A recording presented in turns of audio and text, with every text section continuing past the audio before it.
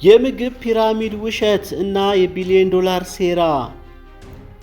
ለብዙ ዓመታት ስንበላው የነበረው ምግብ እየገደለን ይሆን? ጤናማ ነው ተብሎ በትምህርት ቤት የተማርነው የምግብ ፒራሚድ ትክክል ካልሆነስ? ዛሬ የዓለምን ሕዝብ ለዘመናት ሲያሳስት የኖረው ትልቅ የምግብ ሴራ እናጋልጣለን። ለምንስ ነው አሁን የምግብ ፒራሚድ መገልበጥ አለበት እየተባለ ያለው? እውነቱን ስታውቁ ትገረማላችሁ። የፋብሪካዎች ሴራ ዘ ኮንስፓይረሲ ቲዮሪ። ከ50 ዓመታት በፊት ትላልቅ የጥራጥሬና የስኳር አምራች ኩባንያዎች ሳይንቲስቶችን በገንዘብ በመግዛት አንድ ትልቅ ውሸት አሰራጩ። ስብ ፋት ለልብ በሽታ መንስኤ ነው፣ ካርቦሃይድሬት ግን ለጤና መሰረት ነው የሚል መመሪያ እንዲወጣ አደረጉ። ለምን መሰላችሁ? ምክንያቱም ጥራጥሬዎችን እና ስኳር ማምረት በጣም ርካሽ ነው። ለፋብሪካዎቹ ደግሞ ቢሊዮን ዶላር ትርፍ ያስገኝላቸዋል። እኛ ግን ጤናማ ነን ብለን ዳቦና ፓስታ ስንመገብ ዓለም በውፍረትና በስኳር በሽታ እንድትወረር ተደረገ። የተገለጠው ፒራሚድ የተገለበጠው ፒራሚድ ዘኢንቨርትድ ፒራሚድ። አሁን ግን ሳይንሱ ነቅቷል። ይህ የምታዩት የተገለበጠ የምግብ ፒራሚድ እውነታውን ይነግረናል። መሰረቱ ፕሮቲን እና ጤናማ ቅባቶች፣ ስጋ፣ እንቁላል፣ የወይራ ዘይት ናቸው። እነዚህ የሰውነት ግንባታ መሰረቶች ናቸው። መሃሉ ቀለማትን ተመገቡ፣ ኢት ዘ ሬንቦ የሚባሉትን አትክልትና ፍራፍሬዎች። ጫፉ ትንሹ ክፍል ድሮ መሰረት የነበሩት ዳቦ፣ ሩዝ እና ስኳር አሁን ወደ ጫፍ ተገፍተዋል። ምክንያቱም እነዚህ ለሰውነታችን የገቢ ምንጭ ሳይሆኑ የህመም ምንጭ እየሆኑ በመምጣታቸው ነው። የእንቁላል አስኳል እውነት ዘ ኤግ ሚዝ። ብዙዎቻችን እንቁላል ኮሌስትሮል አለው፣ አስኳሉን አትብሉ እየተባለን ተመክረናል። ግን ይሄ ሌላኛው ውሸት ነበር። የቅርብ ጊዜ ጥናቶች እንደሚያረጋግጡት በእንቁላል ውስጥ ያለው ኮሌስትሮል ለልብ ህመም ምክንያት አይደለም። እንዲያውም አስኳሉ ለጭንቅላት እድገት፣ ለአይን ጤንነት እና ለሆርሞን መስተካከል እጅግ አስፈላጊ የሆኑ ንጥረ ነገሮችን ማከማቻ ነው። እንቁላል ተፈጥሮ የሰጠችን ሙሉ ምግብ ወይም ሱፐር ፉድ እንጂ ጠላታችን አይደለም። ዓለምን እያሳሰተ ያለው የንግድ ሴራ ያበቃው የእኛ ንቃት ሲጨምር ነው። ጤናችሁን በፋብሪካዎች ትርፍ ላይ አትመስርቱ። ወደ ተፈጥሯዊ አመጋገብ ተመለሱ። በአሁኑ ጊዜ በአሜሪካ የጤና ተቋማትና መመሪያዎች ላይ ትልቅ ፖሊሲ ለውጥ ተደርጓል። ለብዙ አስርተ ዓመታት ሰውን ሲያስፈራው የነበረው የስብ ጠላትነት አሁን ቦታውን ለሳይንሳዊ እውነታ እየለቀቀ ነው። አንደኛ፣ የኮሌስትሮል ገደብ መነሳት። በ2015 ከ2020 ጋይድላይን እስከ 2015 ድረስ የአሜሪካ የጤና ባለሙያዎች USDA ዳይተሪ ጋይድላይንስ አንድ ሰው በቀን ከ300 ሚሊግራም በላይ ኮሌስትሮል ለምሳሌ ከአንድ ተኩል እንቁላል በላይ መውሰድ የለበትም ይሉ ነበር። ነገር ግን በ2015 የወጣው አዲሱ መመሪያ ይህን ገደብ ሙሉ በሙሉ አንስቶታል። ምክንያቱ በምግብ የምናገኘው ኮሌስትሮል በደማችን ውስጥ ካለው የኮሌስትሮል መጠን ጋር ቀጥተኛ ግንኙነት የለውም የሚለውን ሳይንሳዊ ግኝት በይፋ አምነው ስለተቀበሉ ነው። ከፒራሚድ ወደ ሳህን ማይ ፕሌት። አሜሪካ ያንን አወዛጋቢ የነበረው የምግብ ፒራሚድ ፉድ ፒራሚድ በ2011 አቁማ በማይ ፕሌት ተክተዋለች። በድሮ ፒራሚድ ላይ 60% የሚሆነው ምግብ ጥራጥሬ ወይም ካርቦሃይድሬት እንዲሆን ይመከር ነበር። በአዲሱ መመሪያ ግን የሳህኑ ግማሽ አትክልትና ፍራፍሬ እንዲሆን፣ ካርቦሃይድሬትም ደግሞ በከፍተኛ ሁኔታ እንዲቀንስ ተደርጓል።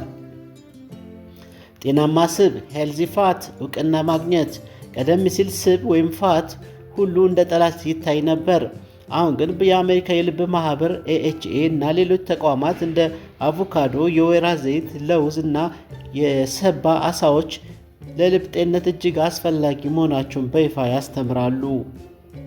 በ2016 የወጡ ሰነዶች እንደሚያሳዩት በ1960ዎቹ የስኳር ኢንዱስትሪው ሹገር ሪሰርች ፋውንዴሽን ለሃርቫርድ ሳይንቲስቶች ገንዘብ በመክፈል የልብ በሽታ መንስኤ ስብ እንጂ ስኳር እንዳልሆነ የሚገልጽ የሐሰት ጥናት እንዲያወጡ አድርገው ነበር። ይህ ሴራ ለ50 ዓመታት የዓለምን የጤና ፖሊሲ ሲያዛባ ቆይቷል። አሜሪካ ራሷ የድሮ ስህተቷን እያረመች ነው። ዛሬ የምግብ ፒራሚድ ተገልብጧል። ስብ ወዳጅ፣ ስኳር ደግሞ ዋነኛ ጠላት ሆኗል። የትላልቅ ኩባንያዎች የገንዘብ ጥቅም ግን አሁንም ብዙዎችን እያሳሳተ ነው። አሁን ደግሞ የኢንሱሊን ሚና ኢንሱሊን ኪ እንመለከታለን። ይህ ለተገለበጠው ፒራሚዶች ዋና ሳይንሳዊ ምክንያት ነው። ምክንያቱም ካርቦሃይድሬት፣ ዳቦ፣ ሩዝ፣ ስኳር ስንበላ ሰውነታችን ኢንሱሊን የተባለ ሆርሞን በከፍተኛ መጠን ያመነጫል። ኢንሱሊንም ደግሞ የስብ ማከማቸት ሆርሞን ነው። ሚስጥሩ ኢንሱሊን በደማችን ውስጥ እስካለ ድረስ ሰውነታችን የገባውን ስብ አያቃጥልም፣ ይልቁንም ያከማቸዋል። ስለዚህ ፒራሚዱን ገልብጠን ስብና ፕሮቲን ላይ ስናተኩር ኢንሱሊን ስለሚቀንስ ሰውነታችን የራሱን ስብ ማቃጠል ይጀምራል። በሌላ በኩል የኮሌስትሮል አይነቶች ኤልዲኤል ቨርሰስ ዲኤችኤል ነው። ኮሌስትሮል አደገኛ ነው የሚለው አጠቃላይ ወሬ በዝርዝር ማብራራት እንችላለን። ኤችዲኤል ጥሩ ኮሌስትሮል እንደ መጥረጊያ ሆኖ በደም ስሮቻችን ውስጥ ያለውን ዝቃጭ ያጸዳል። እንቁላልና ጤናማ ቅባቶች ይህን ይጨምራሉ። ኤልዲኤል ወይም መጥፎ ኮሌስትሮል፣ ይሄኛው ደግሞ በሁለት ይከፈላል። ትልቁ ለስላሳው ኤልዲኤል ጉዳት የለውም። አደገኛው ትንሹና ጥቅጥቁ ስሞል ዴንስ ኤልዲኤል ነው። ሴራው የድሮ ምርመራ ሁሉንም ኤልዲኤል እንደ አንድ ደምሮ ከፍተኛ ነው በማለት ሰዎችን ያስፈራ ነበር። አሁን ግን ጥናቶች እንደሚያሳዩት ትንሹና አደገኛው ኤልዲኤል የሚጨምረው ስኳርና ዱቄት እንጂ እንቁላል አይደለም።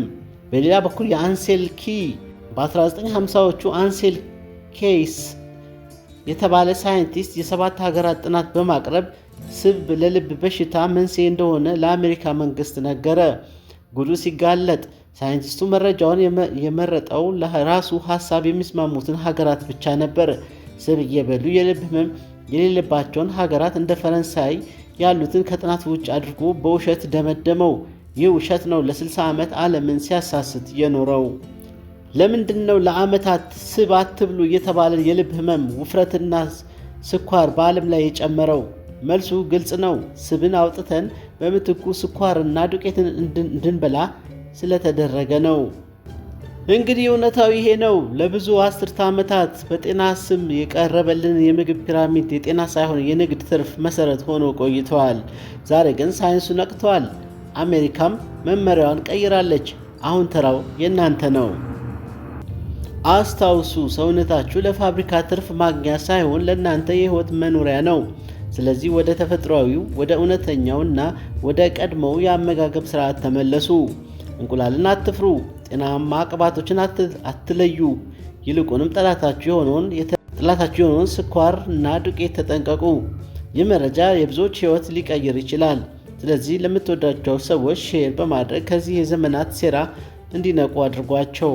ጤናማ አመጋገብን በተመለከተ ያላችሁን ልምድ ወይም ጥያቄ ኮሜንት ላይ አስቀምጡልኝ። በሌላ ቪዲዮ እስከምንገናኝ ጤናችሁን ጠብቁ። ቻው።